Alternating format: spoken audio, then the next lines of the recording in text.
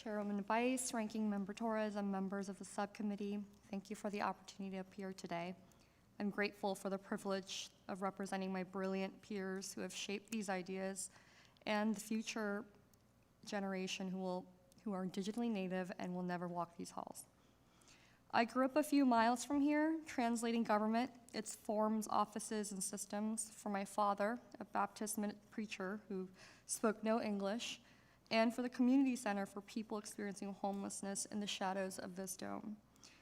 It is where I first asked where power comes from and why some have it while others do not.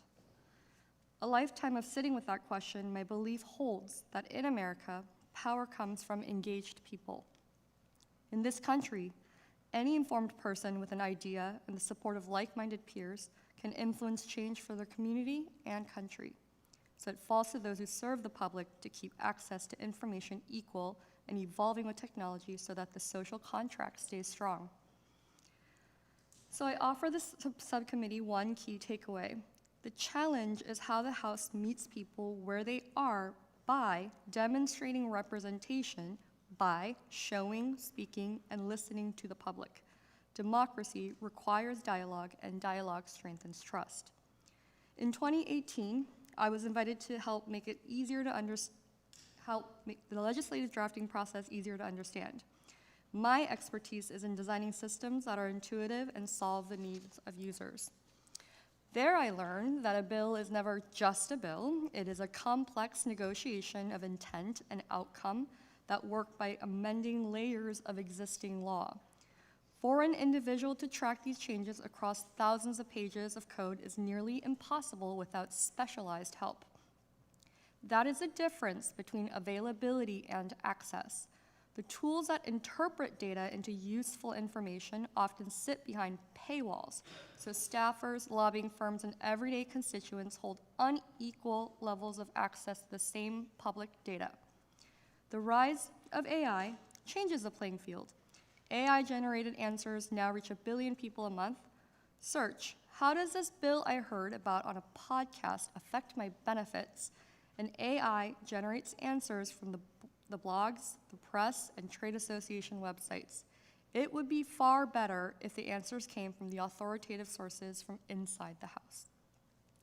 Even inside the House, where information is available, we haven't built the intuitive layers that help members and staff flatten the learning curve to become productive immediately, because nothing has been designed around the natural churn of the House every 2 years.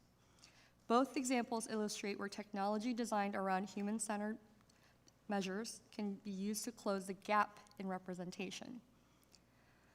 Fortunately, the House has demonstrated that it can build technology around the needs of members and staff with the comparative print suite. I envision the next phase of the Digital People's House feeling like a visit to the Library of Congress, or really any library. Engaging with Congress online should feel the way a librarian remembers the book the children loved and also helps the investigative reporter. Personalized enough to understand why I am here and to send me off knowing what comes next. We have the tools and expertise today to design that secure, personalized experience on top of ongoing digitization of congressional data. To do this, the North Star should be to build an engaging place that shows context, speaks the truth, and is designed to listen. Show, speak, and listen. To show, design for their user and their journey.